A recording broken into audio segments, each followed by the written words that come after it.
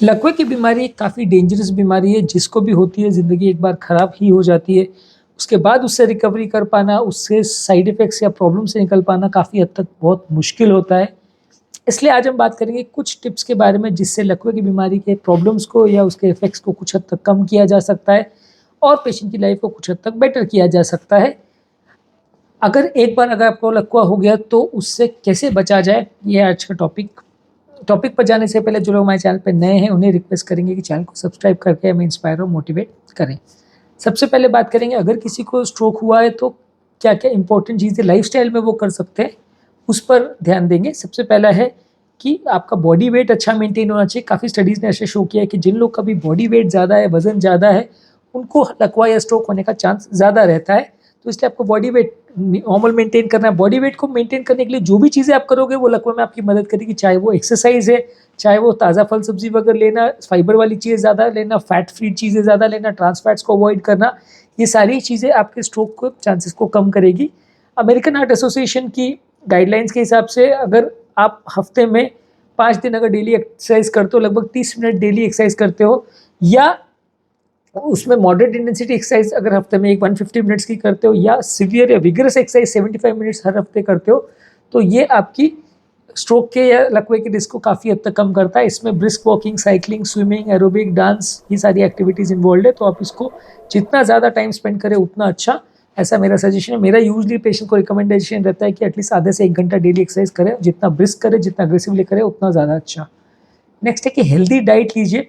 Healthy diet हर metabolic problem के लिए अच्छा है। इसमें ताज़ा फल सब्जी का सबसे इंपॉर्टेंट रोल है। होल ग्रेन्स लीजिए। होल ग्रेन्स पे फाइबर कंटेंट ज़्यादा होता है, तो आपके इन्फ्लेमेशन को कम करता है, ब्रेन के डैमेज को कम करता है, हार्ट की हेल्थ को, ब्रेन की हेल्थ को इम्प्रूव करता है। इसके अलावा प्रोटीन्स जो कि फैट फ्री हो, यानी लीन प्रोटीन्स हो, उनको ज़्यादा लीजिए। जैसे कि चिकन है जो कि स्किनलेस है, टर्की स्किनलेस है, फिश है, या कोई भी वेजिटेबल्स या वेजिटेरियन सोर्स ऑफ प्रोटीन है, जैसे कि सोयाबीन है, दाल है, स्प्राउट्स है, ये सब ज़्यादा ले सकते हैं। नट्स और सीड्स ज़्यादा ले सकते हैं। इसमें हेल्दी फैट्स, प्रोटीन्स होते हैं और न्यूट्रिएंट्स होते हैं जो कि आपके ब्रेन को प्रोटेक्ट करते हैं। नेक्स्ट मोस्ट इंपॉर्टेंट चीज़ है कि ब्लड प्रेशर को आपको कंट्रोल करना है। इनफैक्ट स्टडीज़ ने शो किया है कि ब्लड प्रेशर का कंट्रोल सिंगल मोस्ट इंपॉर्टेंट चीज़ है जो लकवे के चांसेस को कम करता है। तो अगर किसी भी पेशेंट को लकवे का प्रॉब्लम है तो ब्लड प्रेशर तो कंट्रोल करना ही है। 120-130 के आसपास सिस्टोलिक ब्लड प्रेशर को मेंटेन करिए। बहुत लो भी नहीं होना चाहिए, बहुत हाई भी नहीं होना चाहिए। जितना अग्रेसिवली आप जितना अच्छे से बीपी को मेंटेन करेंगे उतना ज़्यादा अच्छा है। नेक्स्ट है कोलेस्ट्रॉल लेवल्स को कंट्रोल करिए।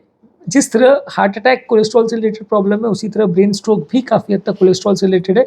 यदि आपको अगर ब्रेन स्ट्रोक का प्रॉब्लम हुआ और एक बार अगर लकवा आ चुका है तो कोलेस्ट्रॉल लेवल्स को मेंटेन करिए। साल में 1 से 2 बार कोलेस्ट्रॉल लेवल मैनेज करिए, उसको टेस्ट करिए। दवाइयाँ आपको साल भर में कंटिन्यूस जो भी डॉक्टर आपको प्रिस्क्राइब करते हैं कोलेस्ट्रॉल लेवल्स के हिसाब से, उस हिसाब से फॉलो करनी है। लाइफस्टाइल चेंजेस करने हैं। कोलेस्ट्रॉल संबंधी डाइट, एक्सरसाइज और लाइफस्टाइल चेंजेस पर ऑलरेडी हमने काफ़ी वीडियोज़ किए हैं। पूरा डिस्लिपीडियम का प्लेलिस्ट है हमारे चैनल पर, आप देख सकते हैं। नेक्स्ट है डायबिटीज़। अगर आपको है तो डायबिटीज़ को कंट्रोल करिए। डायबिटीज़ को लकवे के लिए बहुत इंपॉर्टेंट रिस्क फैक्टर माना गया है। जिन लोगों को भी अगर लकवे का प्रॉब्लम है और शुगर लेवल्स उनका ज़्यादा है तो शुगर लेवल्स आपको कंट्रोल करना है। जितना अच्छे से कंट्रोल करेंगे उतना लकवा होने का चांस कंपैरेटिवली कम हो जाएगा। अगर एक बार ऑलरेडी लकवा हो चुका है तो उसको ज़्यादा आपको और एग्रेसिवली मैनेज करना पड़ेगा ताकि दोबारा से या बार-बार लकवा नहीं हो। क्योंकि जिस तरह हार्ट की नलियों का ब्लॉकेज डायबिटीज़ में कई गुना ज़्यादा होता है, उसी तरह ब्रेन की नलियों का डैमेज भी डायबिटीज़ के पेशेंट में ज़्यादा देखने को मिलता है। तो आपको ज़्यादा अच्छे से इसको कंट्रोल करना पड़ेगा।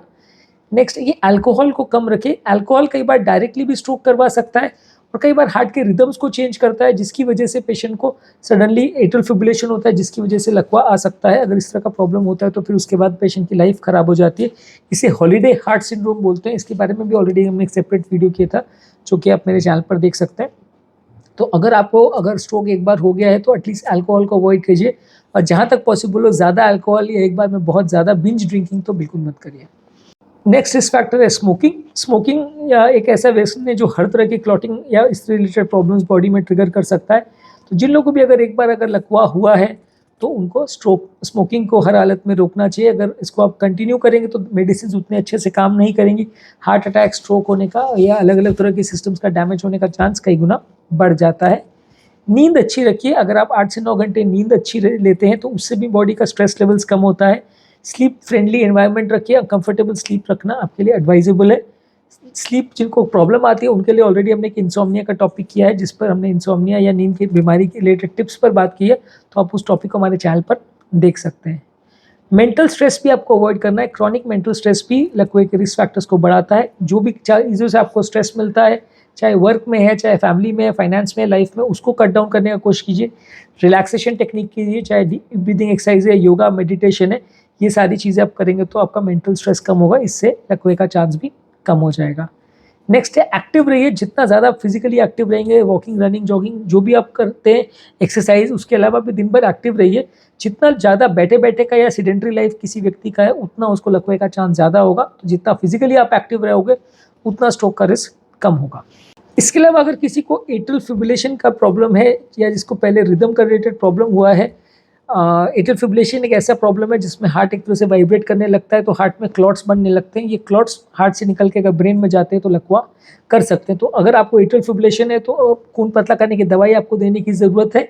और अगर एट्रियल फिब्रिलेशन है तो उसकी रिदम को अगर नॉर्मल किया जा सके तो और ज़्यादा अच्छा है, क्योंकि उसमें भी बार बार लकवा होने का चांस कई गुना ज़्यादा रहता है नॉर्मल व्यक्ति के कंपैरिजन में। इसके अलावा खून पतला करने की दवा रेगुलर बेसिस पे लेनी है। अगर आपको कोई भी ब्लॉकेज रिलेटेड अगर लकवा हुआ है तो आपको एंटी प्लेटलेट दवा लेनी पड़ेगी। मान लीजिए किसी को अगर हार्ट से क्लॉट ब्रेन में गया है, या हार्ट रिलेटेड कोई ऐसा फेलियर वगैरह का प्रॉब्लम है जिसमें क्लॉट ब्रेन में जा सकता है, तो वैसे केस में आपको एंटी कोएगुलेंट दवा लेनी पड़ेगी। इनमें से कौन सी दवा आपको लेनी है, आपको किस तरह का लकवा आया हुआ है, उसके लिए आप आपके डॉक्टर के साथ डिस्कस कर सकते हैं। पर एक बार अगर ब्लड थिनिंग मेडिकेशन स्टार्ट हो गया तो उसको प्रॉपर डोज में लेने की ज़रूरत है। बहुत कम अगर डोज लेंगे तो लकवा का रिस्क वापस हो जाएगा, बहुत ज़्यादा डोज में लेंगे तो ब्लीडिंग का रिस्क हो जाएगा। तो इसलिए प्रॉपर डोज में टाइट्रेट करके उसको अच्छी तरह से अगर लेंगे तो ज़्यादा अच्छा है। इसके अलावा स्लीप एपनिया को भी लकवा का एक रिस्क फैक्टर माना जाता है। जो लोग कभी वजन ज़्यादा है और रात को खराटे आते हैं, और खासकर अगर दिन के टाइम उनको नींद ज़्यादा आती है, तो वैसे लोग को स्लीप एपनिया के लिए टेस्ट करने की ज़रूरत है। क्योंकि स्लीप एपनिया अगर किसी को होता है तो लकवा होने का रिस्क कई गुना बढ़ जाता है। आपको उसके लिए वजन कम करना है, एक्सरसाइज करना है, और स्लीप एपनिया के लिए सीपैप मशीन वगैरह आती है जो कि आपके इंटरनल प्रेशर्स को इम्प्रूव करती है, जिससे कि नली का या श्वास की नली का कोलैप्स होने का चांस कम हो जाता है। तो स्लीप एपनिया कुछ हद तक कंट्रोल होता है। स्लीप एपनिया पर भी हमने ऑलरेडी एक सेपरेट वीडियो किया है जो कि आप मेरे चैनल पर देख सकते हैं। इसके अलावा माइग्रेन को भी लकवे का इंपॉर्टेंट रिस्क फैक्टर माना गया है। जिन लोग को भी अगर माइग्रेन रिलेटेड सीवियर प्रॉब्लम है तो उनको माइग्रेन को कंट्रोल करने के लिए मेडिसिन लेने की ज़रूरत है। मेडिसिन लेने से अगर आपका माइग्रेन की फ्रीक्वेंसी कम हो जाती है तो उससे भी लकवे का चांस कम होता है। माइग्रेन पर भी हमने सेपरेट वीडियो किया जो कि आप मेरे चैनल पर देख सकते हैं। इसके अलावा रेगुलर हेल्थ चेकअप्स की ज़रूरत है। जो भी अगर किसी पेशेंट को स्ट्रोक का एक बार प्रॉब्लम आ गया तो उसको फिजिशियन के पास, न्यूरोलॉजिस्ट के पास, हार्ट का प्रॉब्लम है तो कार्डियोलॉजिस्ट के पास भी रेगुलर बेसिस पे हेल्थ चेकअप्स के लिए जाते रहना चाहिए। लोग कई बार क्या होता है कि एक बार अगर लकवा आ गया तो उसके बाद वो इसको इग्नोर करते हैं, और कई सालों के बाद जब दूसरा प्रॉब्लम आता है या कभी हार्ट अटैक या लकवा दोबारा से आता है तब डॉक्टर के पास जाते हैं। तब सिचुएशन बहुत मुश्किल हो जाती है, संभालना कई बार बहुत मुश्किल पड़ता है। तो वैसे पेशेंट्स अगर रेगुलर अपना ध्यान रखेंगे और डॉक्टर को दिखाते रहेंगे, मेडिसिन प्रॉपरली मैनेज करते रहेंगे और डॉक्टर के इंस्ट्रक्शंस को फॉलो करेंगे तो दोबारा प्रॉब्लम्स होने का चांस कंपैरेटिवली कम होगा। मैं ऐसा नहीं कहता कि कंपैरेटिवली उससे गारंटी हो जाएगी कभी कुछ नहीं होगा, लेकिन थोड़ा सा बेनिफिट डेफिनेटली मिलता है। तो आज के टॉपिक पे हमने बात करी कौन कौन से फैक्टर्स को कंट्रोल करने से दोबारा लकवा होने का, या किसी भी व्यक्ति को ऑलरेडी अगर लकवा का रिस्क है तो उसे कंट्रोल किया जा सकता है। बेसिकली जो भी रिस्क फैक्टर्स है लकवे के, अगर उसको आप मैनेज कर लोगे, जैसे बीपी, शुगर, कोलेस्ट्रॉल है, या लाइफस्टाइल चेंजेस है, व्यसन है, उनको अगर आप प्रॉपर्ली मैनेज कर लो, कोई स्लीप एपनिया या ओबेसिटी या इस तरह की प्रॉब्लम्स है, माइग्रेन्स है, उसको अगर मैनेज कर लो तो ज़्यादातर लकवा होने का चांस काफ़ी हद तक कम हो जाएगा। यदि इस टॉपिक को संबंधित आपकी कोई कमेंट्स, क्वेरीज, सजेशंस हैं, कोई और टॉपिक्स पर आप चाहते हैं वीडियोस बनाएं, कोई पेशेंट रिलेटेड क्वेरीज है, तो नीचे कमेंट सेक्शन में उनके बारे में बताइए, हम उन्हें कवर करने का प्रयास करेंगे। अंत में मैं डॉक्टर नवीन अग्रवाल तहे दिल से आपका शुक्रिया अदा करूँगा कि आपने इस टॉपिक को एंड तक देखा। जो लोग हमारे चैनल पर नए हैं उन्हें रिक्वेस्ट करूँगा कि चैनल को सब्सक्राइब करें। ऐसा करने से चैनल को कंटिन्यू करने के लिए हमें मोटिवेशन और इंस्पिरेशन मिलती है। जब भी हम कोई नया कंटेंट अपलोड करते हैं उसका नोटिफिकेशन आपको मिल जाता है।